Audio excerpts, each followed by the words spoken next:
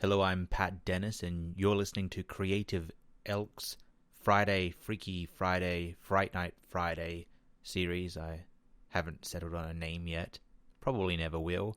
And today I'm talking about the 2014 movie As Above, So Below, which, like almost every movie I choose to watch, was one I'd never heard of. It was just the next in a listing of horror on whatever streaming service it was on. Netflix, I believe. I just go into the horror tab and choose the first movie on there that I haven't seen already. And this one was it. The moment it began, I pretty much immediately got a little bit worried because it pretty quickly became evident that it was going to be a found footage film, which I'm not a big fan of. It's been done well. Blair Witch and Cloverfield and the old Australian Scottish kids television series Jeopardy are the three examples that spring to mind. But unfortunately, since then it's been overdone and beaten to death.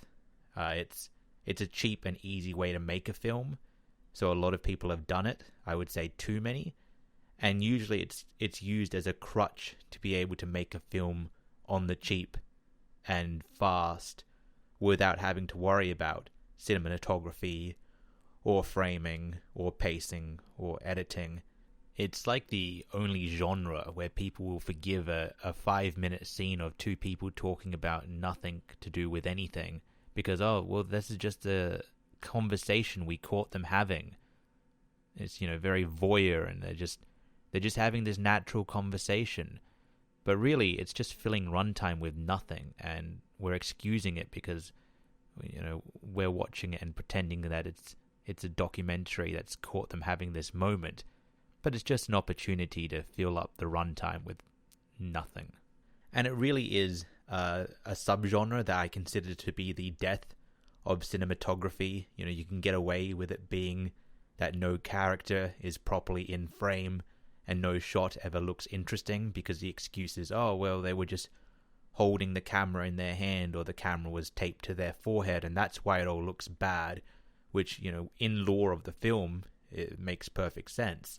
But to the viewer, it still looks pretty bad. And unfortunately, this film does suffer from it pretty heavily. I would say it also benefits from it in its defense, which I'll get to. But it certainly does also suffer from it in the extreme, especially in the last 20 minutes of the movie, where it almost becomes unwatchable. So, what's the plot? Well, essentially, not Lara Croft. I believe her name is Scarlet, is a Tomb Raider or explorer, and she's in search of the Philosopher's Stone, which a series of National Treasure-style clues lead them to believe is in the Paris catacombs. So they go on down there, and that's where pretty much the entire movie takes place, in the narrow catacombs below Paris, which I have to admit is a really cool setting. I don't know if they actually went into the catacombs, but wherever they were filming it was pretty claustrophobic and pretty interesting to look at, so I'll give them props for that. Along with Lara Croft, there's also a couple of guides that have been in the catacombs before. The cameraman, which it's kind of annoying that there's a cameraman filming documentarian style footage, because if he's there, I wish there was less shaky cam in the film than there was. Like, you've got an actual cameraman on this crew.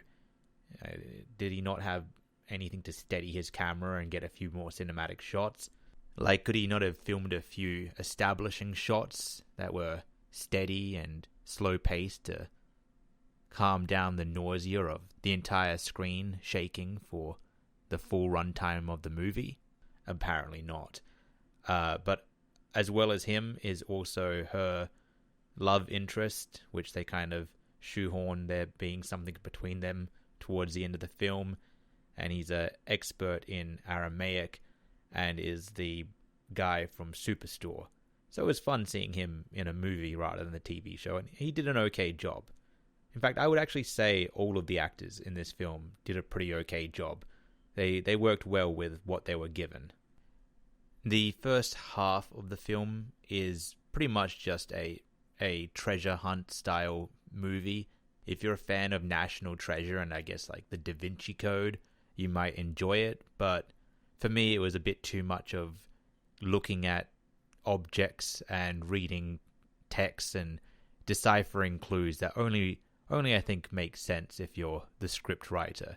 You know, they're reading a riddle and pulling out answers from their arse and pressing scarabs and all sorts of nonsense like that. I might be biased because it's just a genre I've never really enjoyed. It feels like a murder mystery where the viewer has no real frame of reference because all of the clues are just made up on the spot. So it's like, oh yeah, they do understand that this is in reference to some ancient Babylonian line of text that one of them saw at some point, but to the viewer, all of this means nothing. The film does start to shine, though, for a brief period when they start to go too far deep into the catacombs and they sort of either enter into hell or they're on the periphery of hell.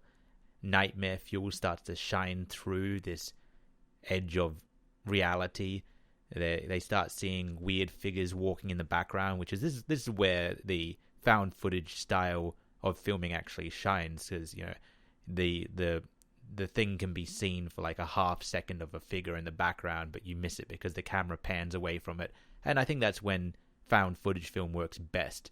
You know, it's like when first revealing the flood in Halo or the body cam footage in Aliens. It's best used in moderation, I would say.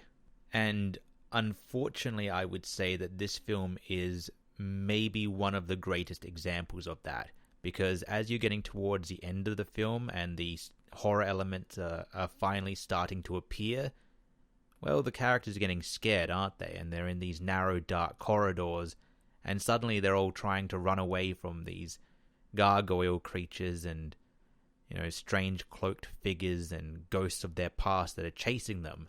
But because they are holding the cameras and they're running, everything is just shaking erratically, and it's all dark and narrow corridors and constantly shaking cameras and switching between multiple different characters and always shaking. And I got nauseous.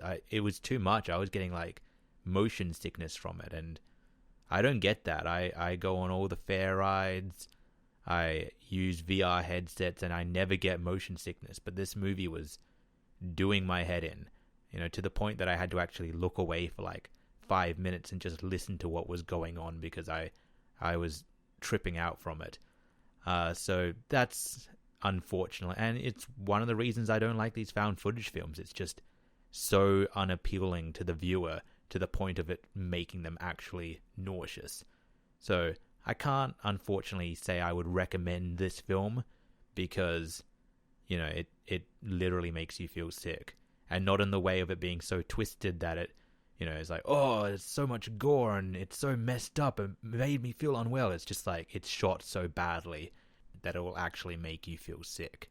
And I felt further cheated by this because the only reason to make a found footage film is to have it feel as though it's a real documentary style movie that, you know, it's supposed to add realism. You're supposed to feel like this actually happened and we're seeing it through the eyes of the people it happened to.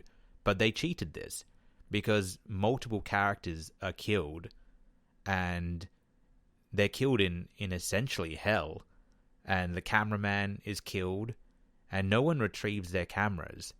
And I can't imagine people went back for this footage. So it leaves you wondering, how are we even supposed to be seeing this? And that's not something you ever have to worry about when you're watching a film that's shot through a cinematic lens, because it's not supposed to be documentary style footage. It's supposed to be a movie. We don't have to worry about how we're seeing the footage because we're seeing it through the God's eye of the camera. You know, we're an omnipotent observer of this fictional thing that happened. But if you're going to try to put that framing device of realism that we're watching it through the cameras of the people it's happening to, you can't then have their cameras be completely non-retrievable. one of the guys gets melted into the floor where only his feet are sticking out of the ground. Like, how did they get his camera back? He's become atomically merged with it. Like, I don't even think his camera still even exists. So, don't watch this film. It's shot so badly it makes you feel unwell, and it uses a half-assed framing device that it then doesn't commit to. And that's all I have to say about the movie.